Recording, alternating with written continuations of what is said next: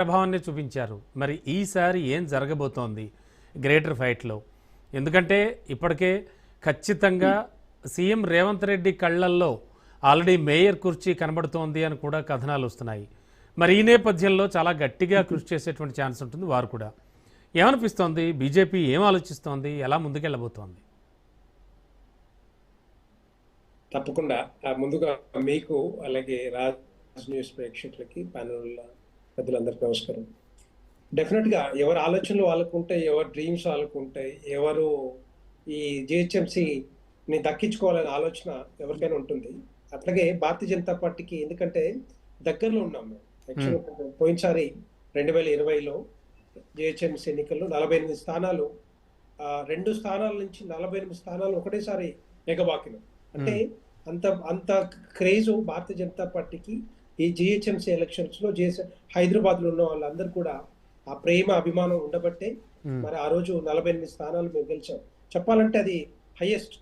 ఇక మిగతా పార్టీలు పొత్తు పెట్టుకొని గెలిచిన సందర్భాలు, ఎంఐఎం కానీ బీఆర్ఎస్ కానీ పొత్తు పెట్టుకొని వాళ్ళు సగం పంచుకున్నారు. చెప్పాలంటే మాకు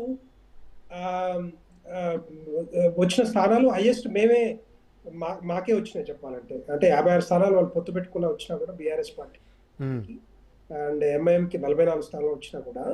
సో మాకు కొంచెం ఫెచింగ్ కొద్దిగా కొంచెం ఉంటే డెఫినెట్గా మాకు మేము మేయర్ స్థానాన్ని గెలుచుకునే అవకాశాలు ఉన్నాయి. కానీ ఈసారి పరిస్థితుల్లో ఈసారి కూడా మాకు ఉన్న రిజల్ట్స్ ప్రకారం, మాకున్న సర్వే రిపోర్ట్స్ ప్రకారం డెఫినెట్గా భారతీయ జనతా పార్టీ ఈ హైదరాబాద్ జిహెచ్ఎం స్థానాన్ని మాకు వస్తుందని చెప్పి ఆ సర్వే రిపోర్ట్స్ చెప్తా ఉన్నాయి.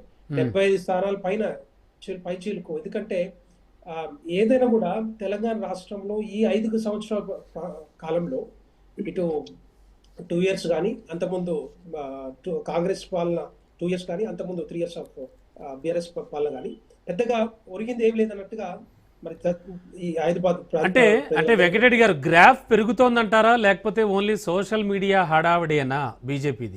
లేదు. ఇప్పుడు మీరు ఆ జూబ్లీస్ కి దీనికి చాలా పోలిక ఉంటుంది. జూబ్లీస్ కి దీనికి చాలా విభిన్నంగా ఉంటాయి ఎలక్షన్స్ కూడా. ఎందుకంటే ఇక్కడ ఉన్న పరిస్థితులు ఏవైతే ఉన్నాయో హైదరాబాద్ ప్రాంతంలో, సో డెఫినెట్ గా హైదరాబాద్ లో ఈసారి జిహెచ్ఎంసీ ఎలక్షన్ లో భారతీయ జనతా పార్టీ గెలిపించాలని అందరూ దృఢ నిశ్చయంతో ఉన్నారు. ఎందుకంటే అభివృద్ధి కానీ, సంక్షేమ పథకాలు కానీ బీఆర్ఎస్ హయాంలో కానీ, కాంగ్రెస్ పార్టీ హయాంలో కానీ పెద్దగా చేసింది ఏమి లేదు. ఎందుకంటే డబుల్ బెడ్రూమ్స్ కానీ, వాళ్ళు ఇచ్చిన హామీలు కానీ ఎక్కడ కానీ పూర్తి కాలేదు. చాలా వరకు సార్ బీజేపీ బలాలు ఏంటి, బలహీనతలు ఏంటి అంటే ఏం చెప్తారు క్లుప్తంగా? బలాలు డెఫినెట్ గా మాకు ఉన్న ఏదైతే కేంద్ర ప్రభుత్వ నిధులు కానీ, ఇక్కడ ఖర్చు పెట్టున్న ఏదో హైవేస్ కానీ, స్కైవేస్ కానీ, లేకపోతే ఎయిర్పోర్ట్స్ కానీ, లేకపోతే రైల్వే స్టేషన్స్ కానీ, దగ్గర అన్ని రైల్వే స్టేషన్స్ ని ఒక మోడర్న్ ఎయిర్పోర్ట్స్ లాగా తయారు చేస్తున్నది కేంద్ర ప్రభుత్వ నిధులతోటే. ఇప్పుడు ఈ బ్రిడ్జెస్ కానీ ఇవన్నీ కూడా చాలా వరకు వస్తా ఉన్నాయి.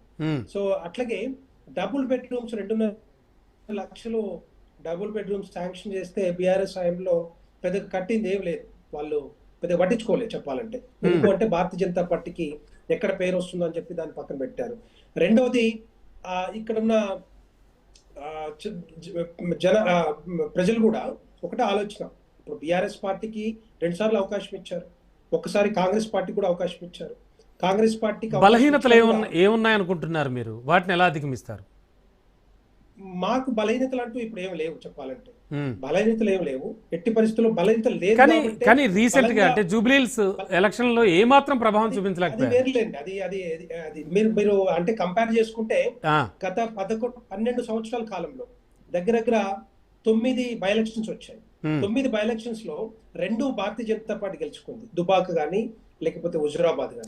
మిగతా 7 కూడా బీఆర్ఎస్ పార్టీ అధికారంలో ఉంది కాబట్టి, వాళ్ళకున్న అనుకూలతలు, వాళ్ళకున్న ఇది కాబట్టి, అధికారం ఉంది కాబట్టి వాళ్ళు గెలుచుకున్న సందర్భాలు ఉన్నాయి. ఆ టైంలో కాంగ్రెస్ పార్టీకి డిపాజిట్ ఎక్కడ దక్కలేదు చెప్పాలంటే. కానీ కాంగ్రెస్ పార్టీ తర్వాత వచ్చిన ఎన్నికల్లో మరి తెలంగాణ రాష్ట్రాన్ని లో గెలిచింది కాబట్టి అధికారంలోకి వచ్చారు. అట్లాగే దానికి ఏవైతే బై ఎలక్షన్స్ అంటే ఈసారి కూడా చాలా గట్టి నమ్మకంతోనే ఉన్నారు. జిహెచ్ఎంసీ ఎలక్షన్స్ కి పెద్దగా దానికి దీనికి పొంతన ఉండదు. ఏమంటారు? ఈసారి కూడా చాలా గట్టి నమ్మకంతోనే ఉన్నారు. అయితే 100% ఓకే. 100% ఓకే. డెఫినెట్ గా ఓకే. సీరియస్ తీసుకుంటాం. సీరియస్ తీసుకొని ఇది ఒకటే కాదు, హ్మ్. ఇది ఈ లోకల్ బాడీ ఎలక్షన్ తో పాటుగా హైదరాబాద్ జిహెచ్ఎంసీ కానీ మిగతా మన కార్పొరేషన్స్ లేకపోతే మున్సిపల్ ఎలక్షన్స్ లో డెఫినెట్ గా మేము మా భారతీయ జనతా పార్టీ సత్తా ఏంటో ఈసారి ఓకే. తప్పకుండా ఓకే. చూపించే అవకాశం ఉంది. Sure sir. Sure sir. Dattatreya గారు ఏమనిపిస్తోంది? ఆల్రెడీ మున్సిపాలిటీల విలీనం చేశారు.